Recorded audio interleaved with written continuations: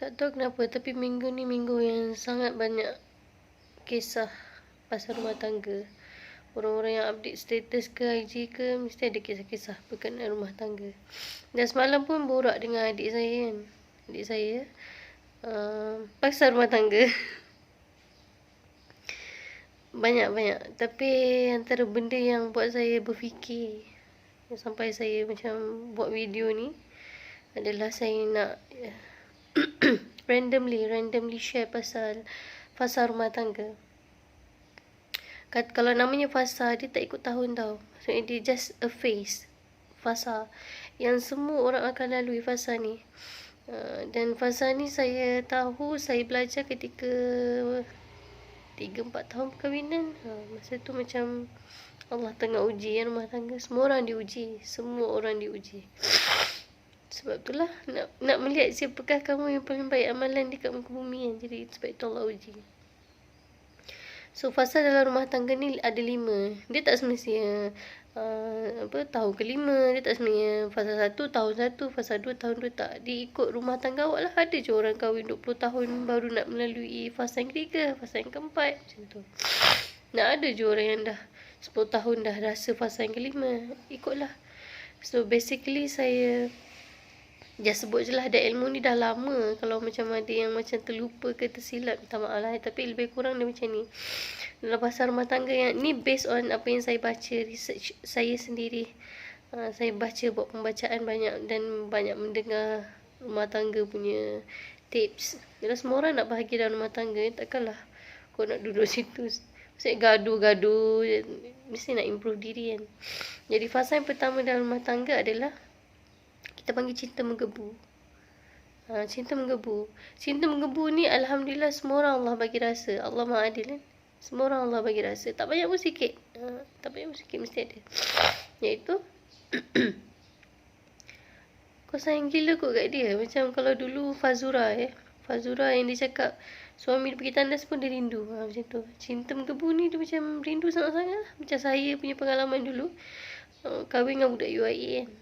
Jadi bila budak UIA ni pergi kelas, dia kahwin dengan saya masa tahun yang kedua. So dia pergi UIA macam rindunya bila nak balik. Kedih kan. Itu fasa cinta menggebu, macam rindu sangat, sayang sangat, macam tak boleh aku tak nampak muka dia macam tu. Itu fasa yang pertama. Fasa ni selalunya saya akan bagi nasihat dekat adik-adik yang baru kahwin, yang nak kahwin, yang baru bersanding. Saya akan cakap untuk perempuan lah, beli buku, nota, diary. Ini mak-mak zaman dulu lah, macam old school punya style menulis kan. Ni kalau kinestetik buat lah. Tapi kalau orang sekarang macam malas-malas, just buat video. Sekarang kau banyak rakam IG. Kata anything yang kebaikan yang suami buat, catat. Saya catat. Saya dulu diary old school punya orang So saya buat diary, cerita semua kebaikan suami dalam tu. Selalunya kita senang nak hitung kebaikan suami bila kita tengah happy. So tengah happy, cinta menggebu tu catat ataupun rakam, ataupun tangkap gambar momen menarik tu, simpan. Okay. Setiap nikmat yang kita rasa tu sebut. Tu cerita fasa yang pertama. Fasa kedua adalah di mana fasa kita dah mula konflik. Normal. Konflik ni adalah konflik macam salah faham je. Salah faham berlaku sebab kita tak kenal. Dia orang asing kan. Orang yang macam, katakanlah dia kahwin macam saya, kahwin umur 20. Selama 20 tahun saya dibesarkan oleh mak ayah yang ada cara dia. Dan dia kahwin dengan saya umur 22. So dia dibesarkan dalam keadaan 22 tahun yang dididik oleh mak dia. Lepas tu korang baru kahwin dalam sehari dua, ataupun sebulan, ataupun setahun. What do you expect untuk korang macam serasi terus? There's no such thing as serasi. Maksudnya, ya ada orang Allah anugerahkan keserasian. Alhamdulillah, bersyukur. Tapi there's no such thing as pasangan sweet couple ni serasi macam tak. Sweet couple ni bila mana masing-masing memahami. Memahami satu sama lain, itu sweet. Itu serasi tu kata apa? Gifted lah, Alhamdulillah. Tapi tak semua orang Allah bagi, betul. So fasa kedua adalah fasa di mana kita melihat kelemahan dan celah pasangan. Dan bila kita lihat tu, kita susah nak terima. Sebab kita rasa macam sayangan suami kan, macam bajet-bajet orang budak-budak usrah macam mesti budak-budak baik kan. Tapi tiba dia kahwin, macam ni perangai dia, macam ni ke ikhwah, macam ni ke kan, setan, duk cerita-cerita benda semua kan. Kita ada expectation, a really high expectation that's killing our relationship. Seriously. Dan fasa kedua ni akan berlalu, dia akan masuk fasa yang ketiga. Rasanya fasa kedua ni kadang-kadang lama kat kot. Sebab ta'aruf kan nak kenal dia. Dan fasa yang ketiga adalah fasa di mana kita start mencari ilmu. Tapi dalam mencari ilmu tu kita tak apply lagi, kita just mencari. Kita tanya pendapat, kita dengar kata-kata senior, nasihat. Itu fasa yang ketiga. Tapi masih ego, tak nak terima kelemahan suami, masih ego, rasa macam dia salah, dia tak guna, dia tak betul lah macam tu.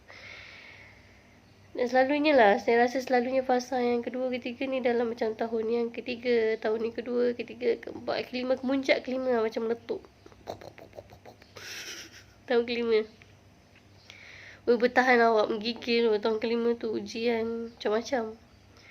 Salah faham bukan gaduh, macam terasa hati dengan mak mertua, dengan mak sendiri, dengan adik-beradik, dengan suami, dengan semua orang.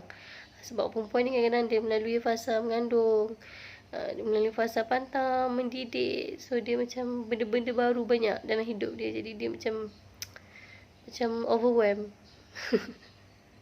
So bila dia overwhelmed tu, dia kacau lelaki dia tu. Lepas tu lelaki dia pun serabut dengan PKP benda semua, banyak benda terjejas.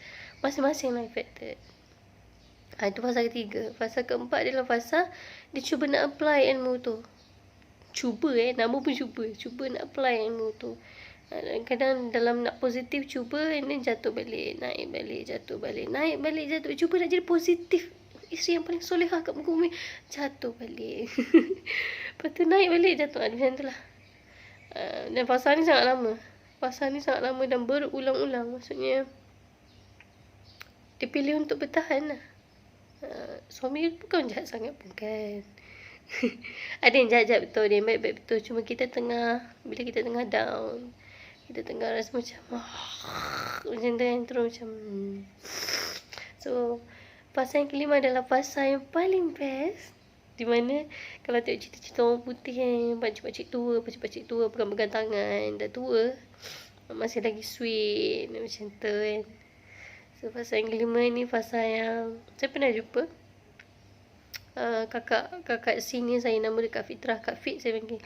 Mak ayah dia orang ni macam bila ayahnya meninggal, so mak dia macam kerinduan yang tak macam, sebab terlalu dah sayang sangat-sangat, macam dah serasi, dah boleh menerima kelemahan semua. Fasa yang kelima ni fasa yang kita dah satu tahap tu macam dah memang laki aku macam ni lah, macam tu. Tu macam memang dia macam ni, nak buat macam mana, tapi ada kebaikan dia macam tu. Fasa yang macam harmoni lah. Fasa yang ketiga tu kalau macam gaduh tu masih lagi terbang-terbang. Fasa yang kedua tu macam fasa yang gaduh, menjerit, terbang benda semua kan. Fasa yang ketiga masih lagi orang ni tembak dengan sniper, kita tembak dengan shotgun. Orang ni baling bom, kita baling bom nuklear balik, bom gerabah bom semua. Fasa yang keempat harmoni sikit. Gaduh tapi harmoni sikit. Maksudnya macam kita tak puas hati dengan suami, macam saya pernah duduk tengah-tengah, ayah kita gaduh dengan mak, bukan ayah kita lah, yang mentua gaduh, which is sangat comel. Diorang gaduh pasal jamban, gaduh pasal jalan tar. Comel, saya rasa orang tua gaduh sangat comel. Tapi ending mak menang lah. Mak menang. Diorang gaduh macam ni tau. Ayah, kenapa aku tukar jamban tu? Pasir. Mak pula, saya dah penat asyik nak cuci semua. Minta helper cucikan semua, tak bersih-bersih. Dia punya stain tu dah lama kan. Lepas tu ayah cakap, tak apalah, gunalah selagi boleh. Mak pula tukar jamban baru. Ni gaduh pasal jamban. Tapi comel. Diorang gaduh tu comel. Saya rasa macam inilah pergaduhan selamat. Sebab masing-masing tak puas hati dan nyatakan ketidakpuasan hati. Sebut, tapi tak ada sampai angkat tangan menjerit, tak ada. Dia cakap saya marah. Sangat matang, suka. Macam saya marah, awak tukar jamban. Last sekali ending mak cakap, biarlah duit saya. Comel. Duit dia. So ending sekarang ni macam ayah pun happy pakai jamban tu. Harmoni kan. Gaduh-gaduh, rasa ketidak setuju. Tak setuju, cakap. Sebenarnya kalau macam makin kita gaduh tu makin kita faham pasangan. Makin kita gaduh tu makin kita macam cuba nak menerima pasangan. Macam tu, gitulah.